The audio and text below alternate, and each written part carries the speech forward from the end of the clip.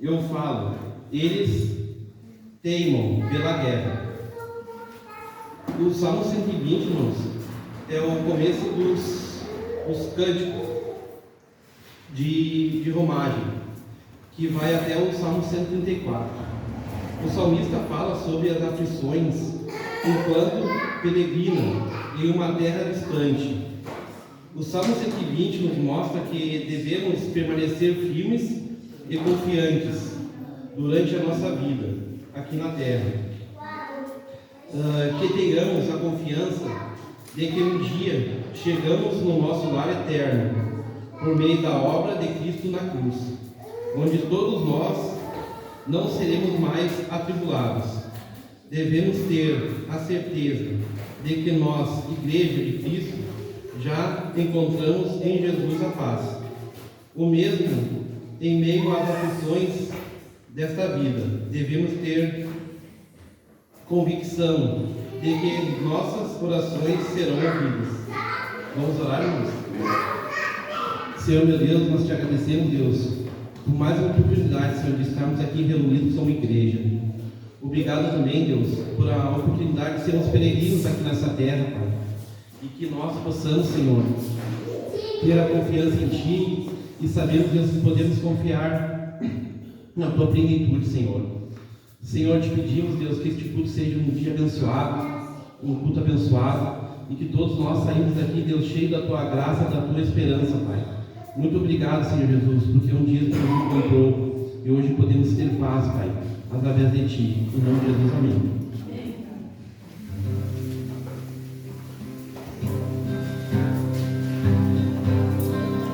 Bom dia, meus irmãos, vamos adorar o Senhor juntos.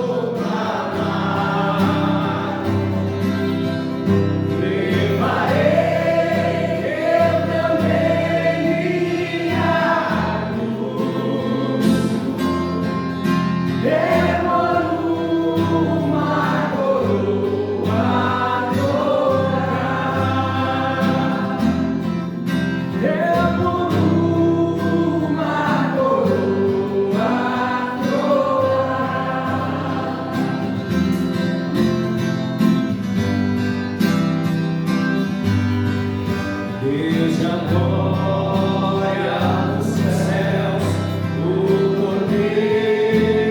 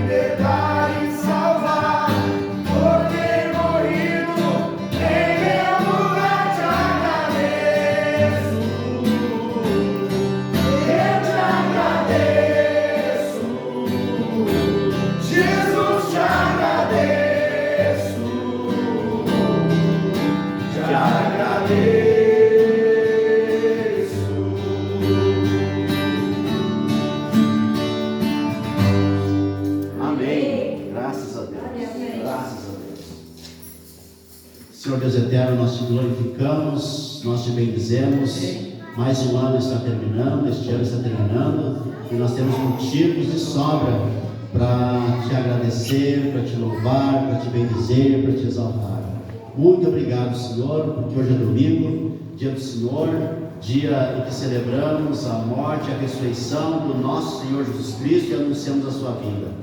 Dia em que participamos do culto, dia em que ouvimos a palavra, dia em que participamos da ceia do Senhor, o dia de nos alegrarmos do Senhor e renovar a nossa esperança na vida eterna, na vinda do Senhor, e de celebrar a salvação, a justificação pela fé, o perdão dos nossos pecados. Te louvamos, Senhor, Deus eterno, Criador dos céus e da terra, em nome do nosso Senhor Jesus Cristo. Amém. Meus irmãos, que alegria estarmos aqui. Nós estamos encerrando hoje a nossa série sobre o Natal. No domingo que vem vamos começar a série sobre os salmos de romagem, os salmos de verão, como a gente tem feito nos últimos anos. E teremos novos pregadores também, serão agregados à nossa equipe, o Alisson e o Alex.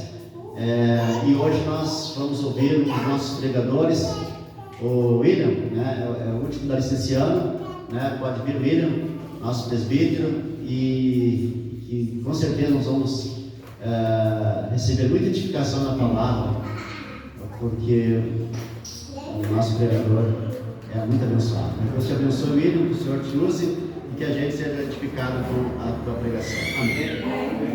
Amém. Bom dia a todos.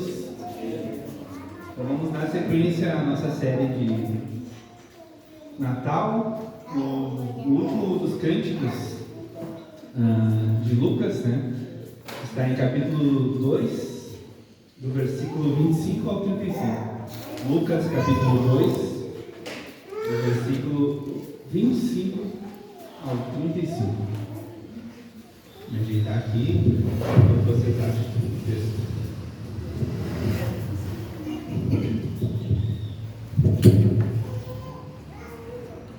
Eu sou mais alto que eu.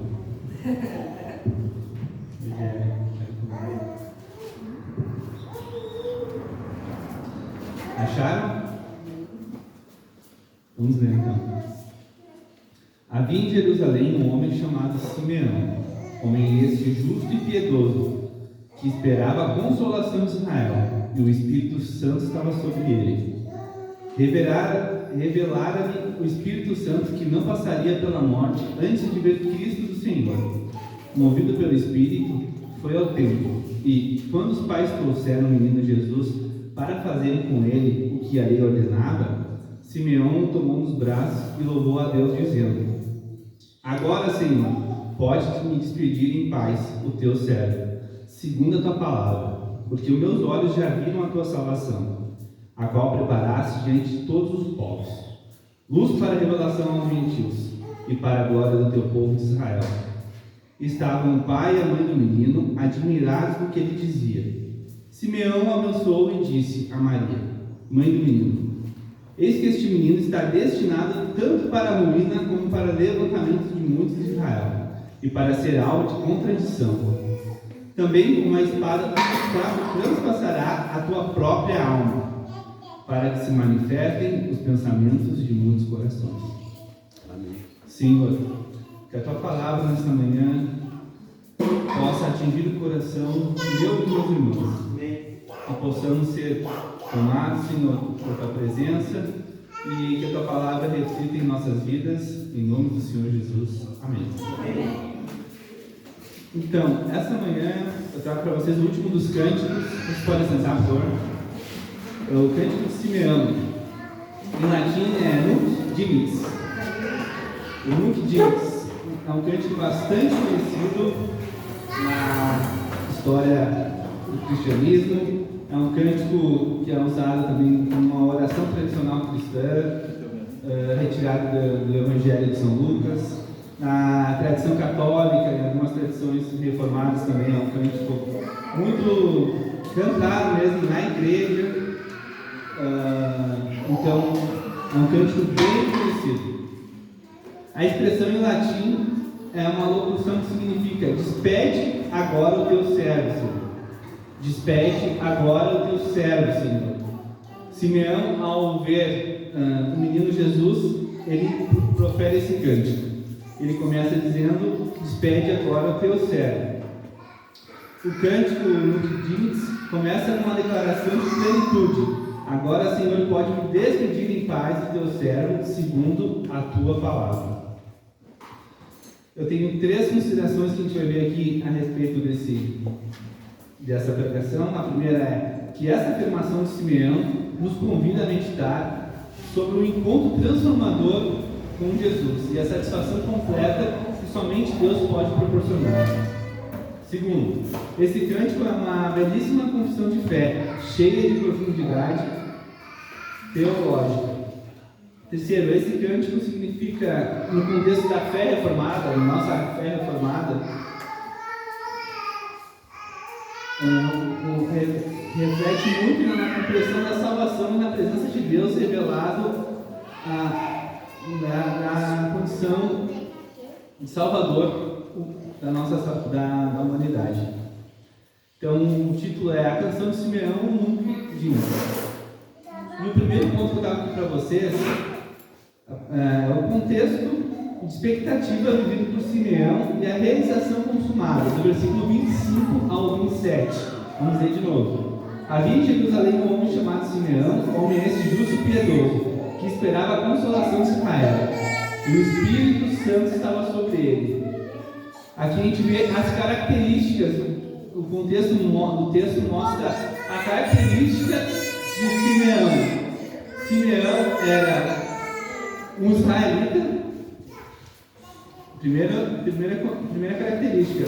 O texto não fala muito, a Bíblia não fala de quem era Simeão. Simeão aparece aqui nessa passagem e ele nos traz 3 profundos adjetivos a Simeão. Ele era de Jerusalém, ou então ele era ali um israelita, e ele era justo, piedoso, e o Espírito Santo estava sobre ele. Quem de nós não queria ter esses adjetivos, né? Imagina Carol, justa e piedosa, e o Espírito Santo está sobre ela. Eu acredito que Carol seja também como Simeão. Mas todos nós gostaríamos de ser ativados por Deus pela revelação desse modo. E Simeão, então, esse homem justo, esse homem cheio do Espírito Santo, ele estava naquele contexto em que Jesus havia nascido. Então, Jesus havia nascido, sido circuncisado, um pouco antes ali do capítulo 2 a gente vê, e tinha sido levado para ser apresentado no templo. Agora a gente tem que apresentar as crianças. Não, a apresentação ocorria porque na tradição judaica da lei, Moisés que tinha que apresentar o primogênito da família. Então Jesus havia sido apresentado, tinha sido levado ao templo para ser apresentado porque ele era o primogênito. Então ele já havia sido circuncisado, que seria o batismo, e depois foi levado para apresentar porque era uma tradição. E Simeão então foi guiado pelo Espírito Santo para ir até o templo enquanto Jesus havia sido apresentado. Esse homem esperava a consolação de Israel. Então a gente vê também que, além desses adjetivos que eu falei, o texto diz no versículo 26 e 27 que o Espírito Santo revelou para ele que ele não passaria da morte antes de ver o Cristo do Senhor. E movido pelo Espírito Santo, ele foi até o templo. O que é essa consolação que ele esperava? Essa consolação nada mais é do que a vinda do Messias, a consolação que o Messias traria para Israel. E muitos viés teológicos podem entender que é uma consolação política, em questão de liberdade, porque Israel era tomado pelo Império Romano. Israel também não estava cumprindo as práticas judaicas religiosas, estavam meio corrompidas. Pode ser que o Simeão também tenha solicitado a Deus essa consolação por causa disso, mas não é restrito somente a isso, porque a palavra aqui que o texto usa, consolação, é a mesma tradução da consolação no sentido do Espírito Santo Consolador, da mesma origem da palavra do Espírito Santo Consolador. Então, a mesma tradução para Consolador lá do Espírito Santo, aqui também está nessa consolação que o Messias traria. Então, aqui pode ser que seja também para essa consolação para a libertação do povo de Israel, da questão política, mas aqui no texto ele está dizendo de outra libertação, de outra consolação, algo como uma exortação, algo como no sentido espiritual, não somente político. E é isso que Simeão desejava, isso que ele queria ver antes de morrer. Então ele esperava por isso, essa consolação espiritual, que era oriunda da vinda do Messias. Só o Messias poderia trazer isso para Israel, só o Salvador. Então Martin Bucer vai dizer que Cristo era esperado não só por Simeão, mas por muitos homens piedosos daquela época, porque eles conheciam a lei, eles conheciam o texto, eles conheciam a palavra. Então, por conhecer a palavra, eles conheciam as profecias, eles sabiam que o Messias havia de vir. Então, eles esperavam pelo Messias. Era uma prática por quem conhecia a lei. E então Simeão, tomado pelo Espírito, ele aguardava isso. Era o desejo da alma dele, era a expectativa de Simeão. Ele sabia que Deus era fiel em suas promessas, ele traria a salvação por meio do Messias. Então Simeão estava tomado por aquele desejo. E ele foi até o templo, movido pelo Espírito Santo. E movido pelo Espírito Santo, ele vai ao templo e encontra o Consolador. Aquela expectativa dele é suprida. Então aqui a gente vê o contexto de Simeão, nesse primeiro ponto que eu trouxe. O contexto de expectativa que ele vivia e de realização consumada. E a aplicação que eu trago aqui é: quantas vezes vocês também se viram em um momento de grande espera, de grande expectativa? Eu trago aqui, seja por um milagre, seja por algum desejo no coração, seja por alguma angústia, seja por algo material. De repente, alguma necessidade financeira, de repente, desejo de conseguir um trabalho, seja também alguns aqui que o time não ganha muito tempo, quase 15 anos, não preciso nem falar quem é, estão ansiosos com aquela grande expectativa e não acontece. E muitas vezes a gente bota essas expectativas à frente da nossa expectativa com Cristo.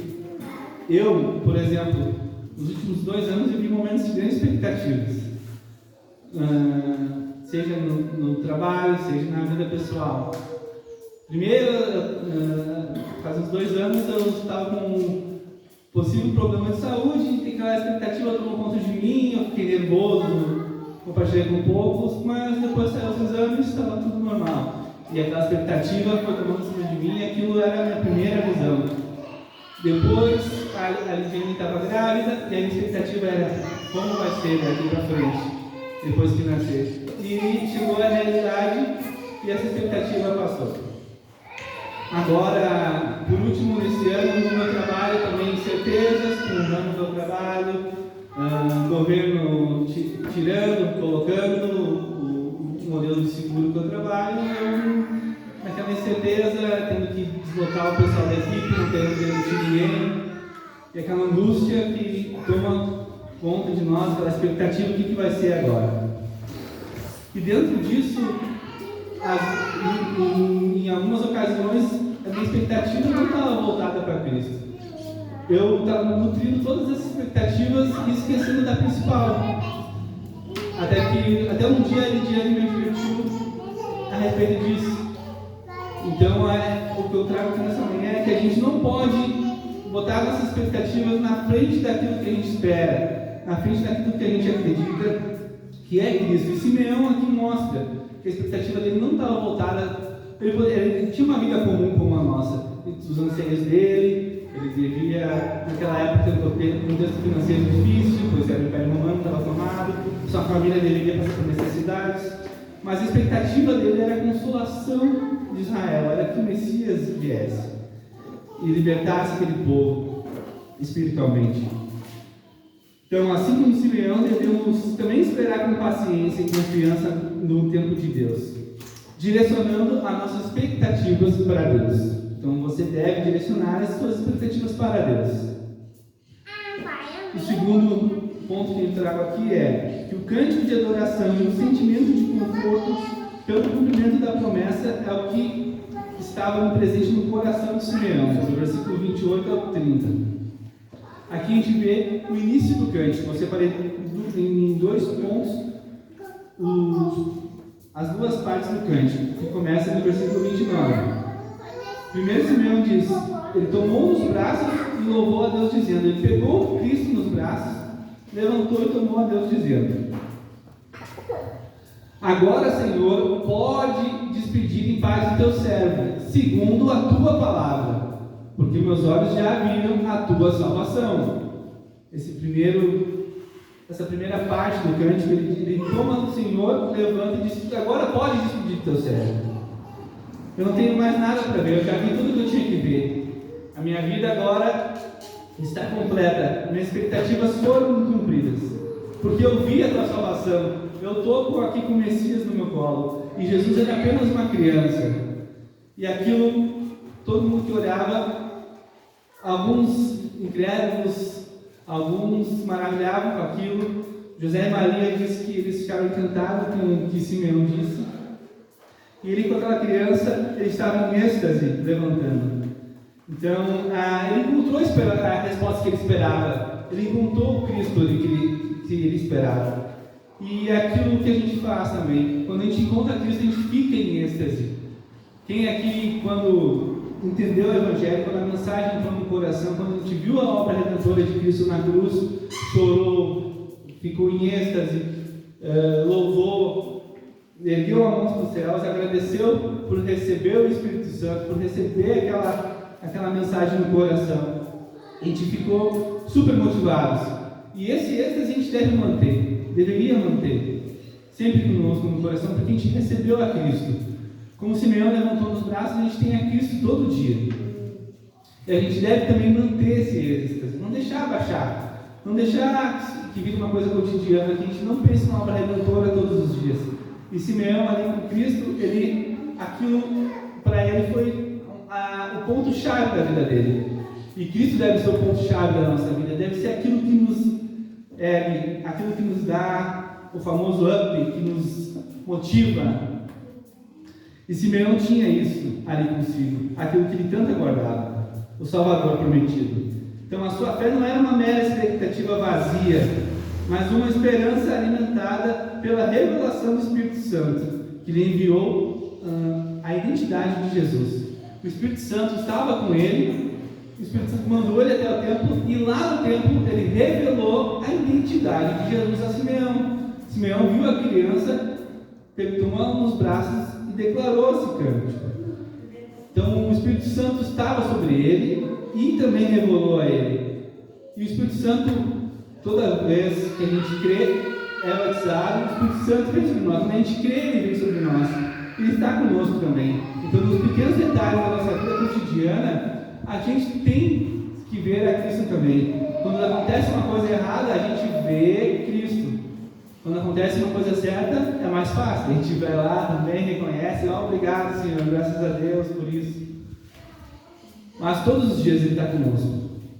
E a gente não pode deixar que isso seja algo comum, mas é algo extraordinário. Cristo está conosco todos os dias, irmãos. Amém. Graças a Deus. Então Simeão canta um cântico de louvor e agradecimento e diz: agora, Senhor, podes me despedir em paz do teu servo, segundo a tua palavra, porque os meus olhos já viram a tua salvação. Pode despedir. Se quiser me matar, me levar, me leva agora, ele está dizendo, porque eu já vi a tua salvação. Para mim, já estou satisfeito. E todos nós aqui conhecemos a Cristo, já vimos a salvação. E muitos também não estão 100% satisfeitos todos os dias. Confesso que eu tenho dias de satisfação maior, outros dias de menor. Nós somos ainda tentados a ficar insatisfeitos. Geralmente a nossa insatisfação, como eu falei, é relacionada aos nossos problemas, à nossa vida, às nossas tarefas, a nossa família, a tudo que acontece ao nosso redor. Mas porque a gente, como eu falei, não nutre essa expectativa, não nutre essa confiança, não nutre essa questão de estar com o Salvador, de já ter tudo isso cumprido dele. Então a gente às vezes é insatisfeito por causa do nosso adãozinho lá dentro do coração. A gente deve lutar contra isso, deve ser um motivo de luta, deve ser um motivo de conflito interno nosso. Lutar contra a insatisfação. E aqui Simeão, pelo contrário, por ser um homem justo, piedoso, cheio do Espírito Santo, logo pega o Salvador, logo reconhece e logo louva Ele, reconhecendo. Então, aqui a aplicação que eu deixo é o quanto estamos abertos à revelação de Deus em nossas vidas. O quanto estamos dispostos a, todos os dias, viver essa revelação. Que a gente possa viver essa revelação todos os dias, que a gente possa ficar satisfeito todos os dias. Então, o que eu deixo também é que se você busca o Senhor com a profundidade e a clareza com que Simeão reconheceu, será que buscamos com a profundidade e clareza que o Simeão assim reconheceu? Será que conseguimos enxergar desse jeito? Confesso que é muito difícil, irmãos, todo dia. Mas se a gente tiver, como a gente sempre diz aqui na capela, um devocional um dia, a gente tiver com a nossa oração um dia, a gente tiver com os cultos um dia, com a relação com os irmãos, que é muito importante também, que não tiver com problema, conversar com o irmão, é bíblico isso, trocar uma ideia com o irmão, se abrir. A gente precisa de um ou outro. Se tudo isso estiver em plenitude junto com a nossa intimidade com Deus, a gente vai estar preparado. O que temos feito para isso acontecer? Como enxergamos Cristo em nosso dia a dia? Será que às vezes a gente só reclama para Cristo, só murmura? Será que a gente agradece mais do que murmura? Porque muitas vezes as coisas estão dando errado e a gente, nossa oração é só pedindo para dar certo. E aí, às vezes, na nossa oração a gente não expressa nenhuma gratidão. Acontece bastante conosco. Que a gente possa, em nossas orações, ser mais gratos também diante do Senhor.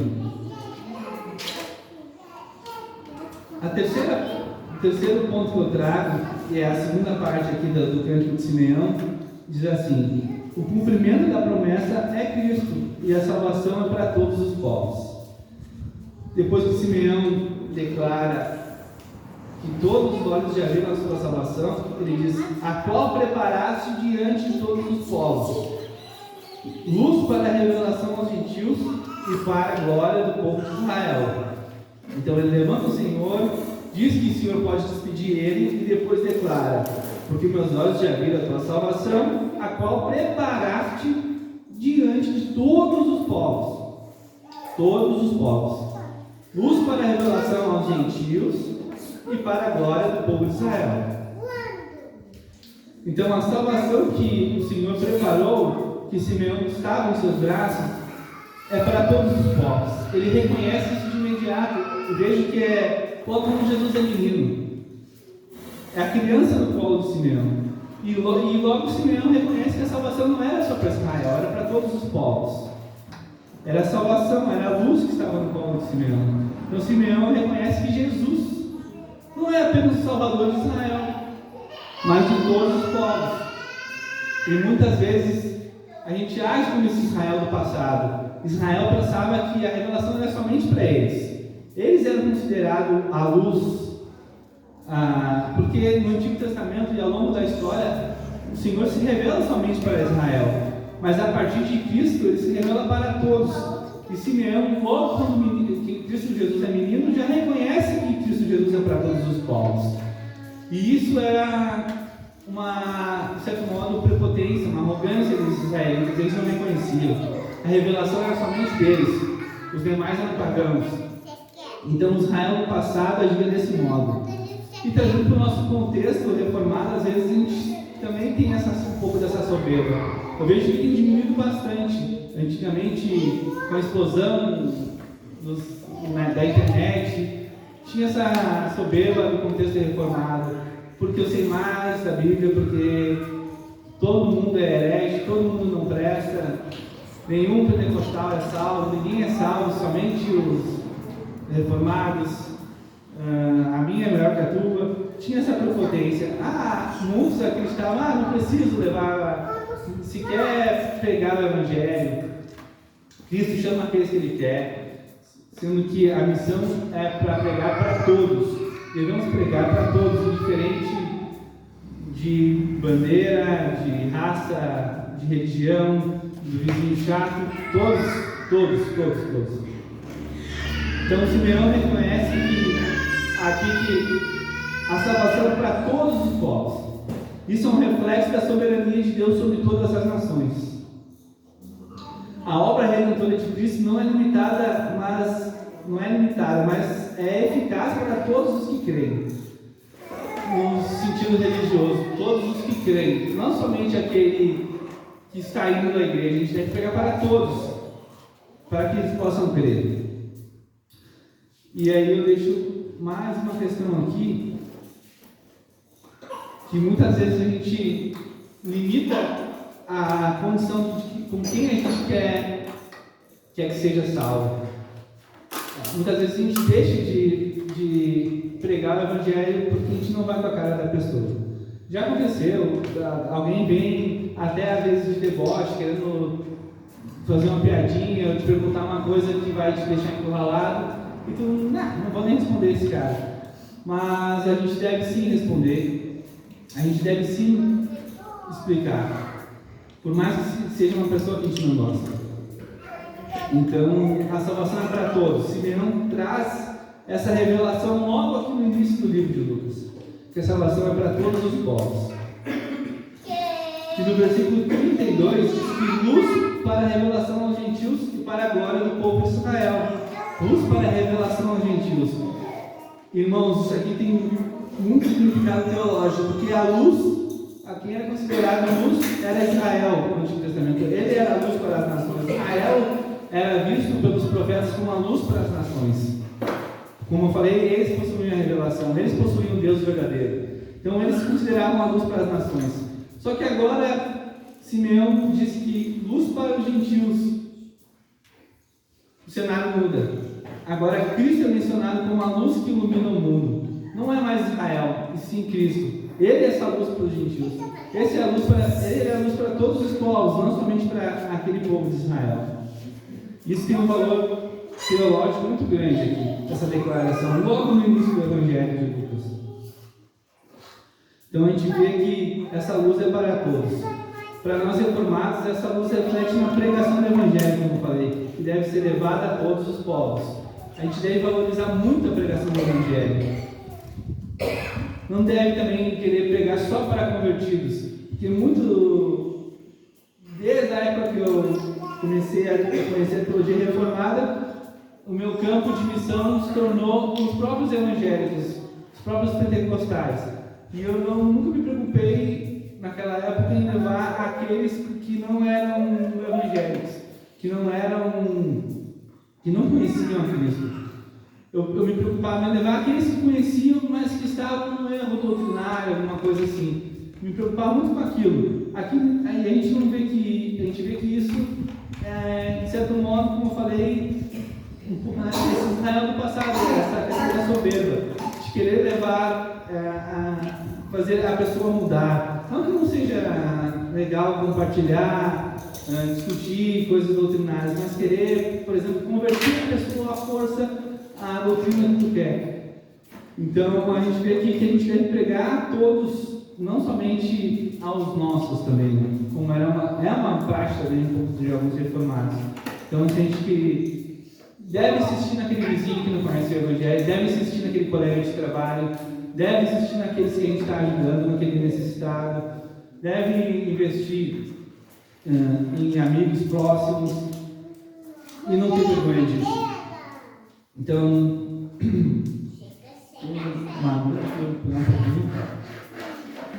a gente deve reconhecer também que o Evangelho é para todos os povos.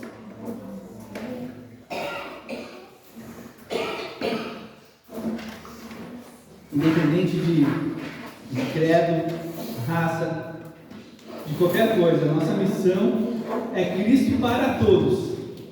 E devemos levar o Evangelho a todos sem discriminação.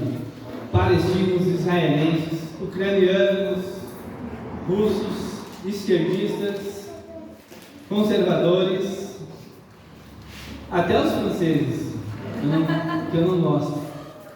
Todos merecem ter essa pregação em um momento da sua vida. Todos devem ouvir o Evangelho e todos ouvirão certamente. É uma promessa. Então, a gente deve pregar a todos, independente se a gente discorda do viés político da pessoa, ideológico da pessoa, se a gente discorda do time de futebol, se a pessoa é uma mala, se a pessoa não, a gente não vai com a cara, a gente deve sim levar o Evangelho a todos. E o quarto e último ponto que eu trago aqui é a conclusão após o cântico que Simeão traz, direcionado a Maria e a José. Então, o quarto ponto diz assim: a declaração profética sobre o destino de Jesus é confirmada. No versículo 33 a 35. Estavam o pai e a mãe do menino admirados do que ele dizia.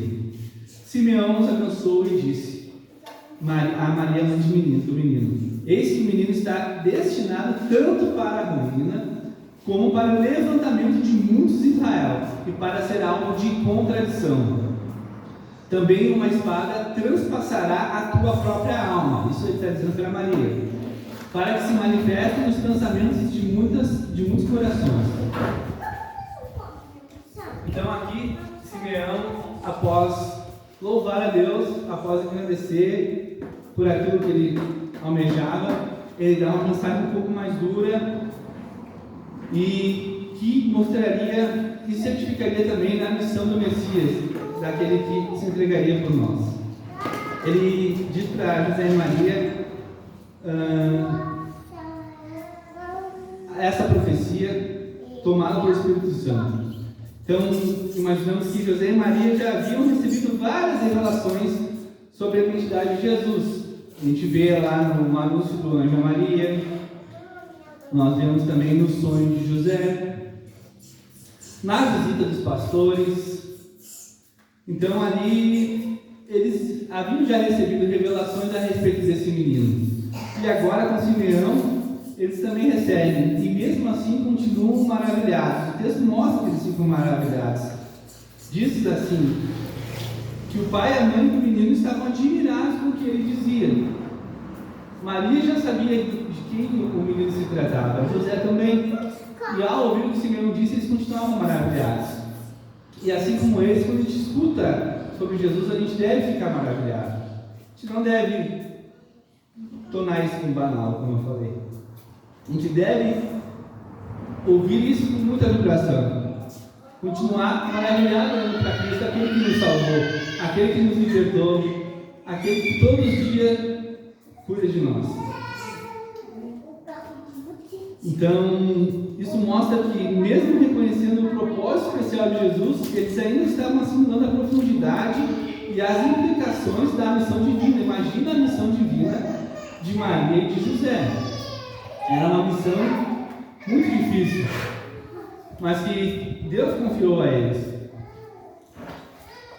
Então Maria e José receberam mais uma revelação naquele momento. E ao olhar para Maria, ele faz mais uma profecia sobre o destino de Jesus. Ele diz que o menino será causa de queda e de levantamento para muitos de Israel. Ele usa o termo ruína e levantamento na nossa tradução aqui da Revista Atualizada. O menino vai ser motivo de queda e levantamento, de ruína e levantamento para muitos em Israel, e que uma espada transpassará a alma do menino. E além disso, ali também diz no versículo 34 que será alvo de contradição. Então, o que ele quer dizer com essa ruína e com esse levantamento? Jesus vai desafiar o orgulho e a autossuficiência dos líderes religiosos e vai elevar a humildade daqueles que têm a fé verdadeira. Então, é para esse tipo de ruína que ele está dizendo, que aqueles soberbos religiosos de Israel vão ser ruína, e aqueles que reconhecem ele serão motivos de levantamento. Isso nos lembra da salvação, que Deus nos dá a salvação como um grande confronto, não algo pacífico. A salvação vem para nós como um confronto espiritual e físico. A gente deve abnegar de algumas coisas, a gente deve abandonar algumas coisas nossas. Isso é um confronto. Não deixa de ser um confronto. E essa questão da ruína e levantamento é um confronto longo ao longo da nossa história. Calvino diz que só existe ruína por causa dos incrédulos. Só existe ruína por causa dos incrédulos.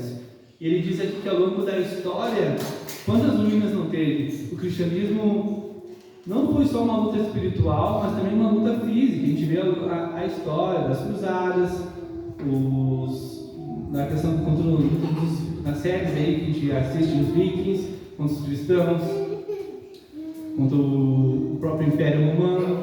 Então a gente viu que a história do cristianismo não é uma luta pacífica, mas sim um grande confronto. E a gente deve persistir nesse confronto, porque a cultura nos afronta todo dia. É um confronto tanto espiritual como físico. Espiritual no sentido da contaminação dessa cultura pelo pecado. Isso pode nos levar à ruína também. Mas Cristo vem para nos levantar, para ser o levantamento nosso. Também diz que ele seria alvo de contradição. Jesus enfrentaria oposição ao longo do seu ministério, culminada em rejeição pelos líderes religiosos da época e por sua crucificação. Essa resistência não seria apenas política, mas também espiritual, refletindo a batalha entre luz e trevas. E essa batalha também é um partido nosso. Nós cristãos, como eu falei, também vamos ter essa batalha entre luz e trevas. Muito mais espiritual hoje, né? Contra essa cultura que nos traz cada dia uma surpresa. Cada dia a gente vê cada coisa surgindo aí que nos assusta, mas como a gente tem uma visão otimista da história, a gente crê que Cristo é soberano sobre a cultura. A gente não acha que essa cultura vai dominar, vai entrar nas igrejas, vai fazer com que todos se pervertam. Não. A gente crê que daqui para fora a gente pode atingir essas pessoas que estão dominadas pelo pecado, dominadas por algo profano. Eu nem preciso citar todas essas ideologias, todas essas coisas que a gente vê hoje em dia. Então a gente crê que a igreja é forte diante disso. Crê que o Espírito Santo, através da igreja, nos levanta para combater essa cultura.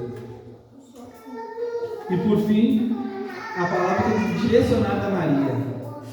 Essa espada que transpassará, que ele diz a Maria, simboliza o sofrimento intenso e o profundo que ela sentiria ao ver Cristo e seu filho na paixão, morte e rejeição.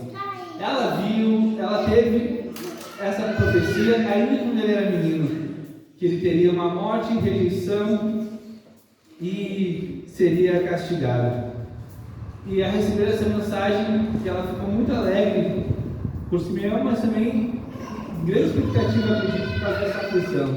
Mas Maria acreditava que ele era Cristo, que ele havia sido enviado por Deus e que no final tudo ficaria bem e que seria um plano imenso para toda a história. Então, do mesmo modo que Maria recebeu uma notícia que seria uma trágica pela morte do seu filho, ao mesmo tempo ela recebeu várias outras notícias que ele seria a salvação de todos. E isso nutria a expectativa dela, ficava acima da sua angústia, acima da sua aflição, porque ela tinha gerado o Salvador. Então a gente deve levar essa mensagem, viver essa mensagem. Cristo é o Salvador, Ele está acima das nossas angústias, por pior que seja a notícia, por pior que seja a aflição.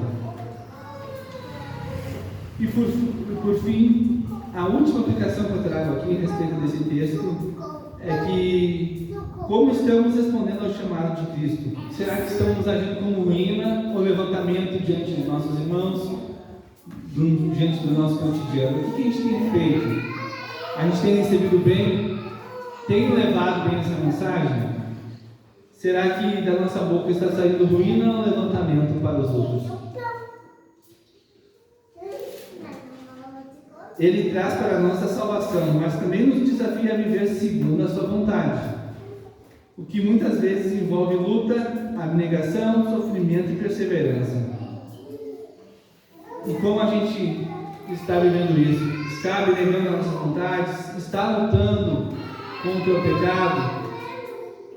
Será que estamos sabendo sofrer diante do sofrimento? Será que estamos perseverando diante das adversidades? Tudo isso aqui a gente encontra no texto motivos para perseverar, motivos para lutar, motivos para seguir, que é Cristo, que é esse menino que Simeão levanta, que Simeão louva com esse cântico tão bonito. Agora posso me despedir, Simeão diz. Será que a gente pode também proferir essa frase? Será que a gente tem no coração noção do que Simeão estava dizendo com isso, ao levantar aquele menino? A salvação chegou ali, diante dos olhos de Simeão, e ela está diante de nossos olhos todos os dias. A revelação chegou para nós. Muitas pessoas não foram tomadas por essa revelação, ouviram e não creram, outras sequer ouviram ainda, muitas rejeitaram, mas nós estamos aqui diante da revelação, diante de Cristo, e muitas vezes a gente, por algum motivo, deixa de perseverar, lutar, deixa de crer, muitas vezes também, deixa de insistir na nossa santificação, a gente deixa de nutrir a grande expectativa que é Cristo, deixa de que esse êxtase contamine o nosso coração, que essa manhã a gente possa refletir um pouco sobre isso, que a gente possa pensar sobre isso e também deixar que essa expectativa tome conta do nosso coração todos os dias, que ao acordar pela manhã a gente imagine aquele menino que Simeão levantou e depois aquele menino como um homem na cruz, como nosso Salvador, se entregando pelos nossos pecados. Aquele homem que também um dia foi menino ascendendo aos céus e um dia voltará e nos salvará para a glória do seu nome. Então, que assim como Simeão possamos regulamentar a nossa relação conosco, com os outros, tendo por base a nossa relação com Deus. Simeão era um homem muito bem relacionado com Deus. Ele era justo, ele era piedoso e o Espírito Santo estava com ele. Que a gente possa ter esses adjetivos. Que a gente possa ter uma boa relação com Deus. Que desse mesmo modo a gente vai ter uma boa relação conosco e com os outros. Amém? Amém. Que Deus abençoe a todos. Senhor, que a Tua palavra reflita em nosso coração, seja luz para a nossa vida, seja bênção para todos que estão ao nosso redor, que a nossa vida seja bênção e que a gente olhe para Cristo com um olhar apaixonado, com um olhar confiante, nutrindo a esperança, nutrindo o amor da nossa salvação. Em nome do Senhor Jesus. Amém.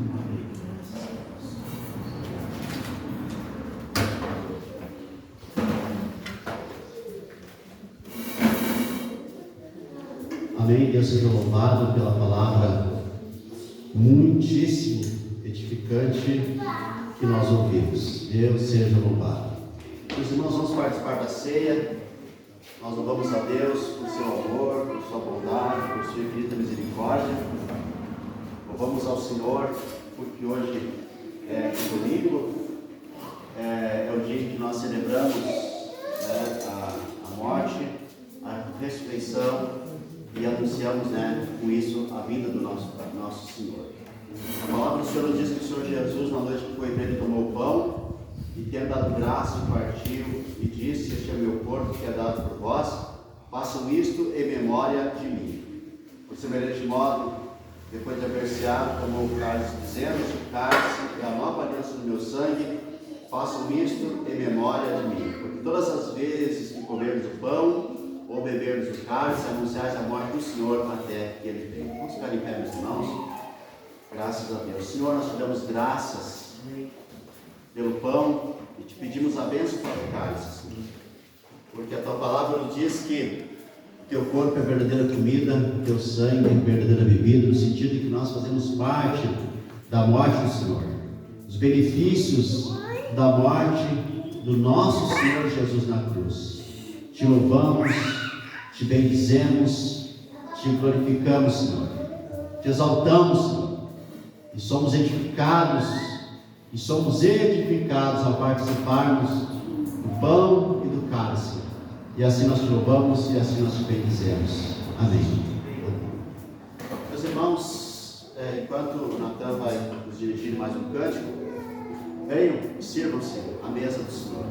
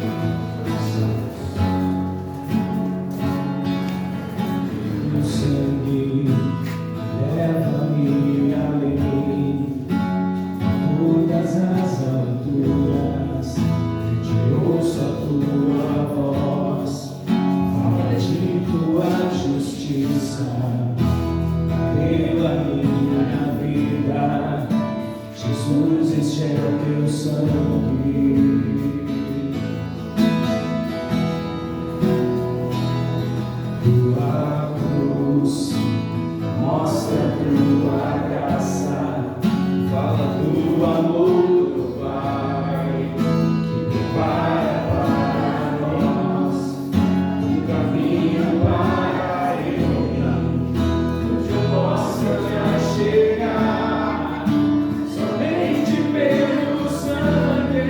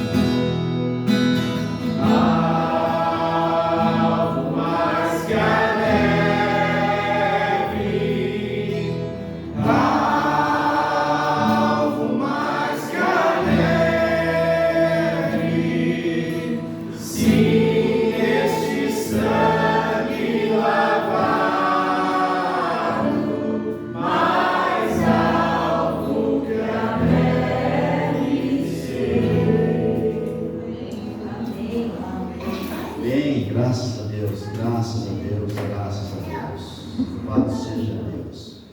Recitem comigo, meus irmãos, o credo apostólico, a nossa fé, a fé da igreja, a fé dos cristãos. Creio em Deus, Pai Todo-Poderoso, Criador do céu e da terra. Creio em Jesus Cristo, seu único Filho, nosso Senhor, o qual foi concebido por obra do Espírito Santo, nasceu da Virgem Maria, padeceu sob o poder de Pôncio Pilatos, foi crucificado, morto e sepultado, desceu ao inferno, ressurgiu dos mortos ao terceiro dia, subiu ao céu, está sentado à direita de Deus Pai Todo-Poderoso, de onde há de vir para julgar os vivos e os mortos. Creio no Espírito Santo, na Santa Igreja Católica, na comunhão dos santos, na remissão dos pecados, na ressurreição do corpo, na vida eterna. Amém. Graças a Deus. Como vamos, irmãos?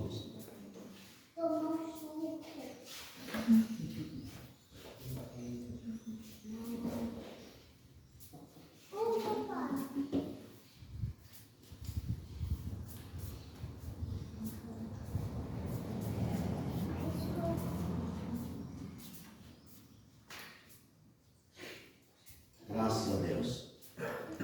Vamos orar a oração do Senhor, o Pai Nosso. Pai nosso que estás nos céus, santificado seja o teu nome. Venha o teu reino, faça-se a tua vontade, assim na terra como no céu. O pão nosso de cada dia dá-nos hoje, e perdoa-nos as nossas dívidas, assim como nós temos perdoado aos nossos devedores. E não nos deixes cair em tentação, mas livra-nos do mal, pois teu é o reino, o poder e a glória para sempre. Amém. Graças a Deus. Meus irmãos, a gente não fez antes, né? Mas vamos fazer agora. Nós temos motivos para ter o nosso minuto de arrependimento dos nossos pecados.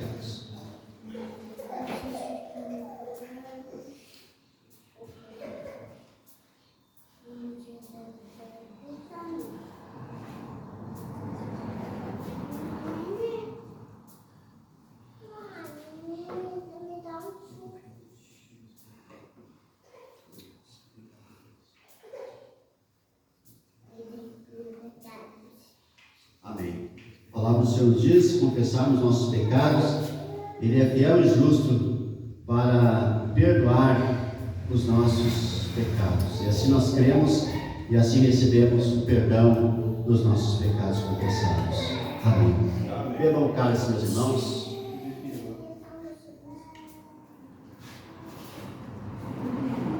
Obrigado, Senhor. Te louvamos, te bendizemos, te glorificamos. Bendito seja o Senhor que morreu na cruz por nós. Bendito seja o Senhor que perdoa nossos pecados. Bendito seja o Senhor que está conosco todos os dias.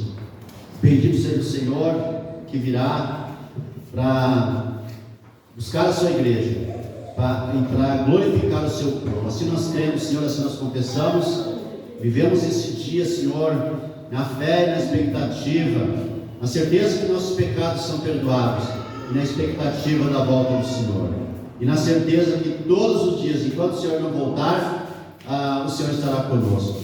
Te louvamos, te bendizemos e te glorificamos. Ao Pai, ao Filho, ao Espírito Santo nós rendemos graças. Senhor, muito obrigado por este culto. Obrigado, Senhor, pela palavra que nós ouvimos. Obrigado, Senhor, pela pregação do Evangelho que nos edifica, pelo acerto do Senhor. Obrigado, Senhor, porque essas famílias estão aqui. Abençoa também aqueles que estão viajando, que estão de férias, ou que não puderam vir hoje. Estende a tua mão sobre cada família da capela, em nome de Jesus. Amém. Amém. A graça do Senhor Jesus Cristo, o amor de Deus e a comunhão do Espírito Santo sejam com todos vós. Amém. Meus irmãos,